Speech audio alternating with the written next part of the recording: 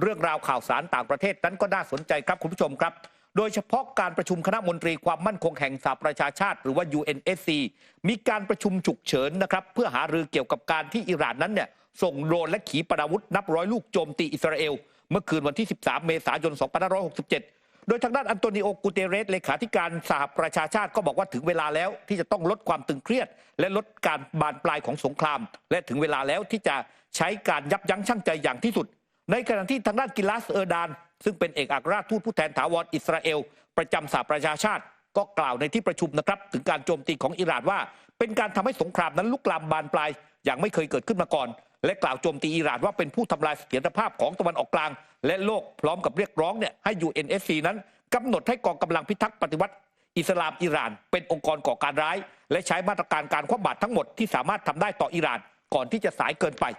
ในขณะที่ทางด้านอามีซาอิดอิราวารานีเอกอัครราชทูตอิหร่านประจำสหประชาชาติก็บอกว่าปฏิบัติการของอิหร่านนั้นเป็นการใช้สิทธิ์ในการป้องกันมาตรการใดๆกับทั้งสองฝ่ายนะครับในขณะที่รัฐมนตรีว่าการกระทรวงต่างประเทศของอิหร่านนั้นก็บอกว่าทางการอิหร่านแจ้งกับสหรัฐอเมริกาก่อนการโจมตีหลังได้แจ้งประเทศใกล้เคียงทราบล่วงหน้าถึง72 ชั่วโมงแต่เจ้าหน้าที่สหรัฐนั้นปฏิเสธว่าอิหร่านนั้นไม่ได้ตั้งใจให้เวลาแก่อิสราเอลและสหรัฐเพื่อเตรียมความพร้อมสำหรับการโจมตีแต่อย่างใดในขณะที่ก่อนหน้านี้ทูรกีก็ออกมาแจ้งนะครับว่าพวกเขาได้รับทราบข้อมูลจากทางด้านอิหร่านก่อนล่วงหน้านะครับว่าจะมีการโจมตีอิสราเอลครับขณะที่บรรดาผู้นำสหภาพยุโรปนะคะออกมาเรียกร้องให้ทุกฝ่ายที่เกี่ยวข้องเนี่ยใช้ความอดทนอดกลั้นเพื่อป้องกันที่จะไม่ให้สถานการณ์มันบานปลายมากขึ้นอย่างชาร์ลส์มิเชลค่ะประธานคณะมนตรียุโรปเนี่ยมีการโพสต์ข้อความผ่านทางโซเชียลบอกว่าต้องทำทุกวิถีทางเพื่อป้องกันที่ไม่ให้สถานการณ์นั้นบานปลายไปสู่สมรภูมิหรือว่าสงครามภูมิภาครวมไปถึงนะคะทางด้านของเออร์ซูลา ฟอนเดอร์เลเยน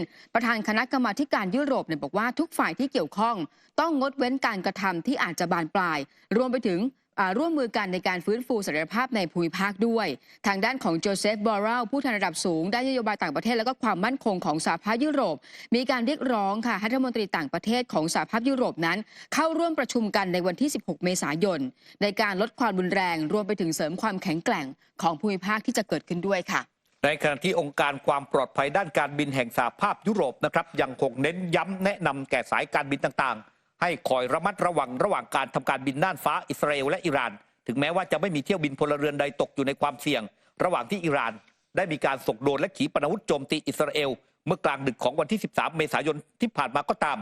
ทางด้านองค์การความปลอดภัยด้านการบินแห่งสหภาพยุโรปนั้นบอกว่าทางหน่วยงานและคณะกรรมาการยุโรปจะยังคงติดตามสถานการณ์อย่างใกล้ชิดเพื่อประเมินความเสี่ยงด้านความปลอดภัยที่อาจจะเกิดขึ้นต่อผู้ให้บริการด้านการบินของสหภาพยุโรปและพร้อมที่จะดำเนินการตามความเหมาะสมนอกจากนั้นยังบอกนะครับว่าตอนนี้ทางหน่วยงานนั้นเนี่ยได้มีคำแนะนำกับสายการบินต่างๆในน่านฟ้าอิสราเอลและอิหร่านนั้นยังคงมีผลต่อไปซึ่งรวมถึงคำแนะนำให้สายการบินต่างๆนั้นใช้ความระมัดระวังและปฏิบัติตามเอกสารแถลงข่าวการบินระหว่างการทำการบินผ่านน่านฟ้าอิสราเอลและน่านฟ้าใกล้เคียงในระยะ 100 ไมล์ทะเลโดยรอบของอิสราเอลด้านคำแนะนำสำหรับน่านฟ้าอิหร่านทางด้านในส่วนขององค์การความปลอดภัยด้านการบินแห่งสหภาพยุโรปได้ระบุให้สายการบินระมัดระวังและยังคงมีความเป็นไปได้มากขึ้นที่จะเกิดการคำนวณผิดพลาดหรือระบุตัวตนผิดพลาดในบริเวณน่านฟ้าเหนือกรุงเตหะรานเมืองหลวงของอิหร่านขณะที่สื่อทางการของอิหร่านรายงานนะครับว่าสนามบินในกรุงเตหะรานได้กลับมาเปิดทำการตามปกติแล้วเมื่อวันที่ 15 เมษายนที่ผ่านมาหลังปิดทำการชั่วคราวเนื่องจากว่าอิหร่านนั้น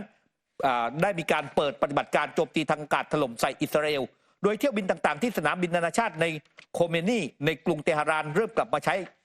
บริการได้ตั้งแต่เวลา 6 นาฬิกาส่วนสนามบินภายในประเทศ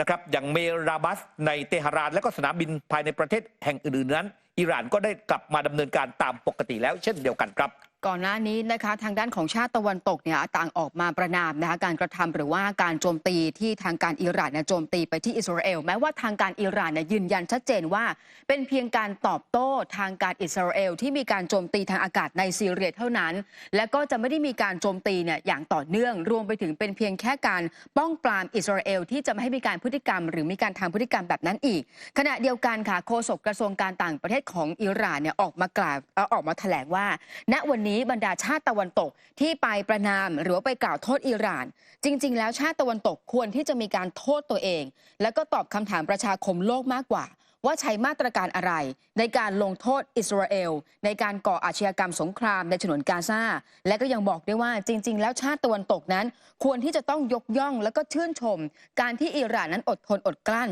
จากการกระทำที่ผ่านมานะคะภายในระยะเวลา 2-3 เดือนหลังจากที่อิสราเอลนั้นได้มีการเปิดปฏิบัติการสู้รบในฉนวนกาซาค่ะครับในขณะที่ทางด้านสหรัฐอเมริกานั้นเนี่ยครับโดยจอห์นเคอร์บี้โฆษกสภาความมั่นคงแห่งชาติของสหรัฐนั้นออกมาเย้ยหยันปฏิบัติการของอิหร่านนะครับว่าปฏิบัติการดังกล่าวนั้นล้มเหลวอย่างน่าอับอายนะครับโดยทางด้านจอห์นเคอร์บี้บอกว่าตัวเองนั้นเห็นรายงานความตั้งใจของอิหร่านประสบความล้มเหลวและมันเป็นความล้มเหลวที่น่าตกตะลึงและน่าอับอายอย่างยิ่งจากทั้งหมดที่มีการวางแผนเอาไว้โดยเขาบอกว่าผมเห็นว่าอิหร่านอ้างว่าพวกเขาแจ้งเตือนล่วงหน้าเพื่อช่วยอิสราเอลเตรียมการป้องกันตนเองและจำกัดความเสียหายใดๆทั้งหมดทั้งมวล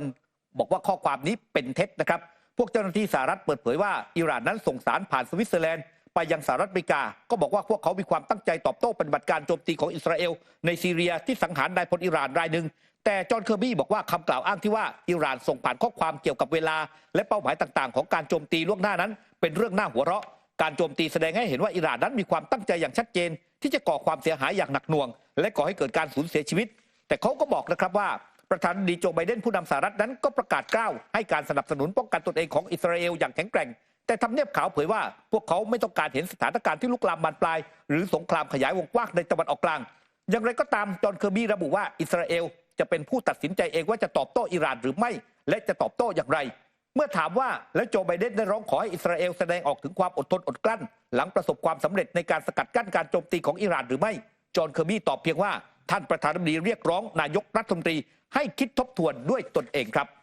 ขณะที่กองกำลังป้องกันอิสราเอลนะคะมีการเปิดเผยคลิปวิดีโอค่ะซึ่งในบางช่วงบางตอนเนี่ยจะมีการแสดงให้เห็นว่าวัตถุที่มีลักษณะคล้ายโดรนแล้วก็ขีปนาวุธหลายลูกถูกทำลายระหว่างการเคลื่อนที่ในอากาศนะตามภาพแล้วก็คลิปวิดีโอที่คุณผู้ชมได้เห็นภาพตรงนี้นะคะกองกำลังป้องกันอิสราเอลเนี่ยระบุว่าเครื่องบินขับไล่ของกองทัพอากาศปฏิบัติหน้าที่ในการยิงสกัดขีปนาวุธและก็ฝูงโดรนที่กองกำลังของอิหร่านเนี่ยส่งมาโจมตีอิสราเอลแล้วก็ในขณะนั้นกองกำลังป้องกันอิสราเอลเนี่ยเปิดเผยนะคะว่ามีทั้งขีปนาวุธมีโดรนมากกว่า300ลูกมุ่งหน้ามาที่อิสราเอลแต่ว่า